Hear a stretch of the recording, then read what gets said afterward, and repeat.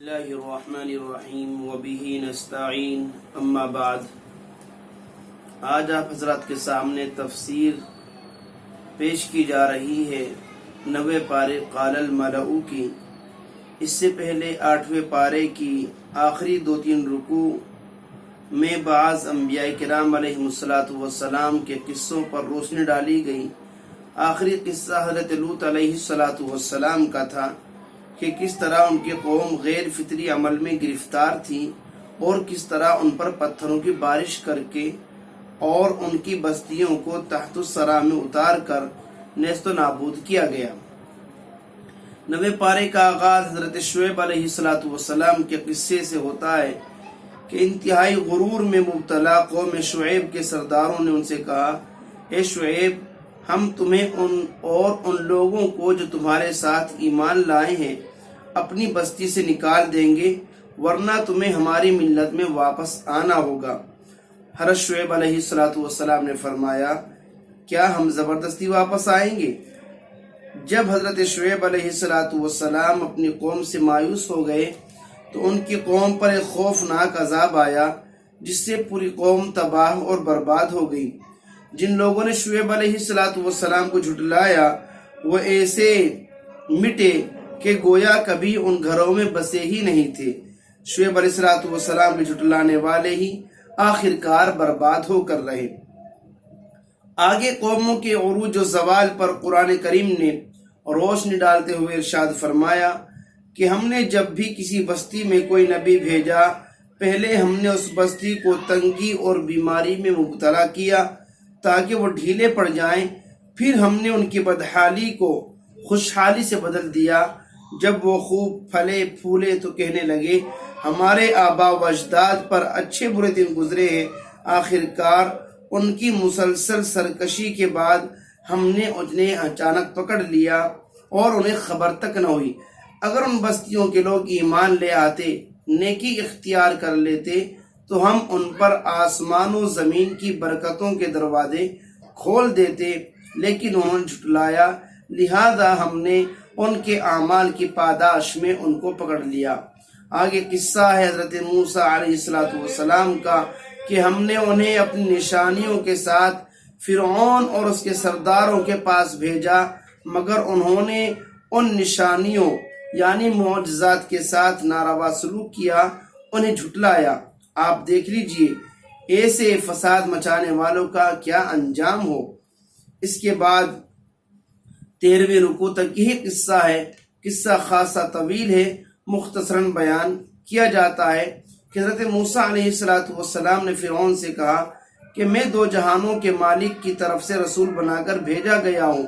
فرعون نے کہا، اگر آپ کوئی نشانی لے آئیں تو پیش کریں۔ اس پر آپ نے 2 معجزے پیش کیے۔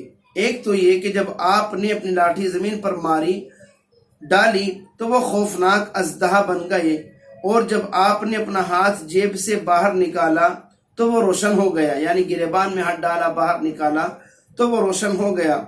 اس پر فرعون کے سردار کہنے لگے، یہ تو بڑا ماہر جادوگر لگتا ہے، تمہیں تمہارے ملک سے نکالنے کے لیے آیا ہے۔ آپس میں طے ہوا کہ جادو کا مقابلہ جادو سے ہوگا۔ چنانچہ تمام شہروں میں اطلاع کر دی گئی اور ہر جگہ سے جادوگر اپنا کمال دکھلانے کے لیے جمع ہو گئے، لیکن وہ معجزات کے سامنے ٹھہر نہ سکے اور یہ کہتے ہوئے سربہ سجود ہو گئے کہ ہم موسیٰ و ہارون علیہم السلام کے رب پر ایمان لاتے ہیں۔ اس پر فرعون کا پارا 7ویں آسمان پر پہنچ گیا اور اس نے جادوگروں کو دھمکی دی، میں تمہارے ہاتھ پاؤں کٹوا دوں گا اور پھانسی پر لٹکا دوں گا، مگر جادوگروں پر اس کی دھمکیوں کا کوئی اثر نہ ہوا اور کہنے لگے، ہم مرنے کے بعد بھی اپنے مالک ہی کے پاس جائیں گے۔ تو ہم سے صرف اس لیے انتقام لے رہا ہے کہ ہم اپنے رب کی نشانیوں پر ایمان لے آئے۔ اے ہمارے رب، ہمیں صبر کا حوصلہ دیجئے اور ہمیں حالت اسلام پر موت دیجئے۔ اب حضرت موسیٰ علیہ السلام کی قوم پر فرعون کی طرف سے ظلم و تشدد کا بازار گرم ہوا، ان کے بچوں کو قتل کیا جانے لگا۔ حضرت موسیٰ علیہ السلام اپنی قوم کو صبر کی تلقین کرتے فرماتے، یہ ملک اللہ کا ہے، اللہ جس کو چاہے گا عطا کرے گا، اچھا انجام پرہیزگاروں کے لیے۔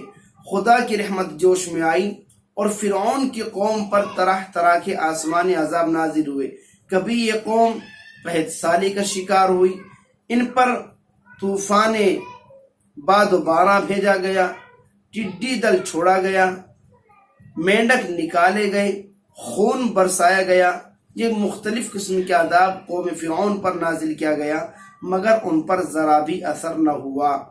جب ان پر کوئی مصیبت نازل ہوتی تو کہتے، اے موسیٰ، ہمارے لیے اپنے رب سے دعا کر دیجئے، ہم آپ پر ضرور ایمان لائیں گے، آپ کی قوم کو بھی رہا کر دیں گے۔ مگر جب عذاب ہٹ جاتا، ان کی حالت پہلے جیسی ہو جاتی، تب اللہ نے ان کو دریائے نیل میں غرق کر دیا۔ اس طرح حضرت موسیٰ علیہ السلام کی قوم کو سرخ روئی نصیب ہوئی۔ اب بنی اسرائیل کی سرکشی کا سلسلہ وار ذکر شروع ہوتا ہے۔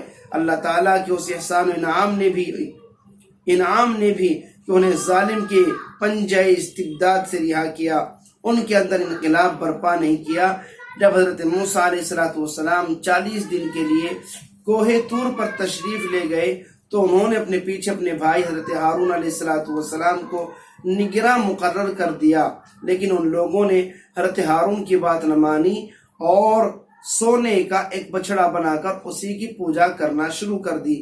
جب بنی اسرائیل کو اپنی نادانی کا احساس ہوا، رونے گڑ گڑانے لگے، معافی مانگنے لگے۔ اسی قصے کے دوران قوم یہود کو سرکار دو عالم صلی اللہ تعالی علیہ وسلم کے اتباع کی دعوت بھی دی گئی کہ میری رحمت ان لوگوں کے لیے ہے جو نبی امی کا اتباع کرتے ہیں، جن کا ذکر وہ اپنی کتاب و تورات و انجیل میں بھی پاتے ہیں، اور وہ یعنی محمد صلی اللہ تعالی علیہ وسلم ایسے ہیں جو انہیں نیکی کا حکم دیتے ہیں، برائی سے روکتے ہیں، پاکیزہ چیزوں کو حلال اور ناپاک چیزوں کو حرام کرتے ہیں، اور ان لوگوں کے اوپر سے ظلم و ستم کا بوجھ اتارتے ہیں جو ان پر لدا ہوا تھا۔ وہ بندشیں کھولتے ہیں جن میں وہ جکڑے ہوئے تھے، لہذا جو لوگ ان پر ایمان لائیں گے یا ان کی حمایت و نصرت کریں گے اور ان کے نور کا اتباع کریں گے جو ان کے ساتھ نازل کیا گیا ہے، تو وہی فلاح پانے والے ہیں۔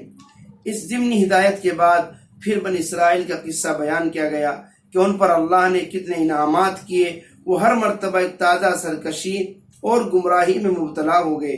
ان پر من و سلوہ تک نازل کیا گیا، انہیں زیتون کا وارث بنایا گیا، لیکن نہ انہیں سدھرنا تھا نہ سدھرے، اسی طرح گمراہیوں میں پڑے رہے۔ اس قصے کا اختتام ان آیات پر ہوتا ہے کہ بڑی ہی بری مثال ہے ان لوگوں کی جنہوں نے ہماری آیات کو جھٹلایا، وہ اپنا ہی نقصان کرتے ہیں۔ اللہ تعالیٰ جسے ہدایت دیتا ہے وہی ہدایت پاتا ہے، جسے گمراہ کرتا ہے وہ نامراد رہتا ہے۔ اور یہ حقیقت ہے، بہت سے جن و انسان ایسے ہیں جن کو ہم نے جہنم کے لیے پیدا کیا ہے۔ ان کے پاس دل ہیں مگر ان سے سوچتے نہیں، ان کے پاس آنکھیں ہیں مگر ان سے حق دیکھتے نہیں، ان کے پاس کان ہیں مگر ان سے حق بات سنتے نہیں۔ یہ لوگ چوپایوں کی طرح بلکہ چوپایوں جانوروں سے بھی زیادہ گئے گزرے ہیں۔ کچھ آگے چل کر فرمایا، یہ لوگ آپ سے پوچھتے ہیں آخر قیامت کب کھڑی ہوگی اور قیامت کی گھڑی کب آئے گی؟ آپ فرما دیجئے اس کا علم میرے رب کے پاس ہے، وہ اپنے وقت میں ہی ظاہر فرمائیں گے۔ آسمانوں اور زمین میں وہ بڑا سخت وقت ہوگا، یہ وقت تم پر اچانک آئے گا۔ یہ لوگ آپ سے اس طرح سوال کرتے ہیں گویا آپ اس وقت کی تحقیق کر چکے ہیں۔ آپ کہہ دیجئے قیامت کا علم صرف اور صرف اللہ کے پاس ہے، لیکن اکثر لوگ اس بات سے واقف نہیں ہیں۔ آپ یہ بھی کہہ دیجئے میں خود اپنی ذات کے لیے کسی نفع و نقصان کا اختیار نہیں رکھتا مگر جو کچھ اللہ چاہتا ہے، اور اگر میں غیب کی باتیں جانتا بہت سے فائدے اپنے لیے حاصل کر لیتا اور مجھے کوئی نقصان ہی نہ پہنچتا، تو میں ان لوگوں کے لیے صرف ڈرانے والا، خوشخبری دینے والا رسول ہوں جو ایمان والے ہیں۔ پتہ چلا آپ صلی اللہ تعالی علیہ وسلم عالم الغیب نہیں ہیں۔ وَلَوْ كُنْتُ عَالِمُ الْغَيْبِ لَاسْتَكْثَرْتُ مِنَ الْخَيْرِ۔ اس کے بعد مشرکین کے کفر و عناد کا ذکر کہ جب آپ انہیں ہدایت کی طرف بلاتے ہیں تو وہ آپ کا اتباع نہیں کرتے، تم انہیں پکارو یا خاموش رہو، دونوں حالتوں میں وہ برابر ہیں۔ اس کے بعد اللہ کے رسول علیہ الصلوۃ والسلام کو یہ نصیحت فرمائی گئی کہ آپ درگزر کرنے کی، معاف کرنے کی عادت ڈال رکھیے، نیکی کا حکم کرتے رہیے اور جاہلوں سے اعراض کیجیے۔ چند آیات کے بعد قرآن کریم کی تلاوت کے وقت خاموش رہنے کا حکم دیا گیا کہ جب تمہارے سامنے قرآن کریم کی تلاوت کی جائے تو توجہ سے سنو اور خاموش رہو، شاید تم پر بھی رحمت ہو جائے۔ سورہ اعراف اسی مضمون پر ختم ہو گئی۔ اس کے بعد سورہ انفال کا آغاز ہوتا ہے۔ اس سورت میں غزوہ بدر کے حوالے سے ان واقعات کا ذکر ہے جو مشرکین کے حق میں ذلت کا باعث بنے، کیونکہ اس سورت میں جنگوں کا بیان ہے اور جنگوں میں اموال غنیمت ہاتھ لگتے ہیں، اس لیے سورت کا نام انفال رکھا گیا، جس کے معنی ہے اموال غنیمت۔ اور پہلی آیت اموال غنیمت سے متعلق ہے کہ آپ سے لوگ غنیمتوں کا حکم دریافت کرتے ہیں، آپ فرما دیجئے یہ غنیمتیں اللہ اور رسول کی ہیں، وہ جس طرح چاہیں گے تقسیم کریں گے۔ آگے ایمان والوں کے اوصاف بیان کیے گئے۔ جنگ بدر کے لیے مسلمانوں کی تیاری کا ذکر، اہل مکہ کا ذکر ہے کہ وہ کس طرح اس جنگ کے لیے زبردست تیاریوں میں منہمک تھے۔ ایک طرف کفار کا زبردست لشکر تھا جو 1000 نفوس دوسرے حربی ساز و سامان پر مشتمل تھا، دوسری طرف 313 آدمیوں کا لشکر جو بے سر و سامان کی حالت میں تھا۔ مسلمان اپنی اس کیفیت کو دیکھ کر دست بدعا ہوئے۔ اس پر یاد نازل ہوئی، وہ موقع یاد کرو جب تم اپنے رب سے فریاد کر رہے تھے تو اللہ نے تمہاری فریاد سن لی کہ میں تمہاری مدد کے لیے 1000 فرشتے بھیج رہا ہوں۔ اس کے بعد جنگ بدر کے مارکے کا بیان کہ کس طرح 313 مسلمان کفار کی فوجوں سے ٹکرائے اور خدا کی مدد کے سہارے فتح سے ہمکنار ہوئے۔ اللہ تبارک و تعالی قرآن مجید کو سمجھ کر پڑھنے کی، عمل کرنے کی، دوسروں تک احکام قرآنیہ کو پہنچانے کی توفیق نصیب فرمائے۔ آمین۔ وما علینا الا البلاغ المبین۔